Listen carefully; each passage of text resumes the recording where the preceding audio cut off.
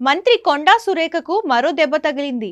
సినీ నటుడు అక్కినేని నాగార్జున కుటుంబంపై మంత్రి కొండా సురేఖ చేసిన అనుచిత వ్యాఖ్యలకు క్రిమినల్ చర్యలు తీసుకోవాలని నాగార్జున వేసిన పిటిషన్ను నాంపల్లి కోర్టు పరిగణలోకి తీసుకుంది. నాగార్జున తరఫు న్యాయవాది అశోక్ రెడ్డి వాదనలు వినిపించారు. వాదనల సందర్భంగా నాగార్జున తరఫు న్యాయవాది అశోక్ రెడ్డి మాట్లాడుతూ నాగార్జునపై కొండా సురేఖ అభ్యంతరకర వ్యాఖ్యలు చేశారన్నారు.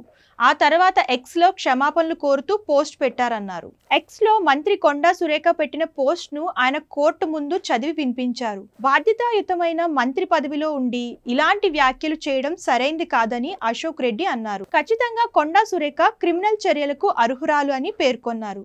అంతకు ముందు కొండా సురేఖ తరఫు న్యాయవాది గురుప్రీత్ సింగ్ ఆమె క్షమాపణలు చెప్పినట్లు కౌంటర్ దాఖలు చేశారు. అయితే ఈ వ్యాఖ్యల వల్ల నాగార్జున కుటుంబం మానసికంగా ఎంతో కృంగిపోయిందని న్యాయవాది అశోక్ రెడ్డి వాదించారు.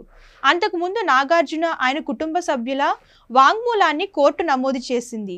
ఈ పిటిషన్ను పరిగణలోకి తీసుకుంటూ డిసెంబర్ 12న సురేఖను కోర్టుకు వ్యక్తిగతంగా హాజరు కావాలని కోర్టు ఆదేశాలు జారీ చేసింది.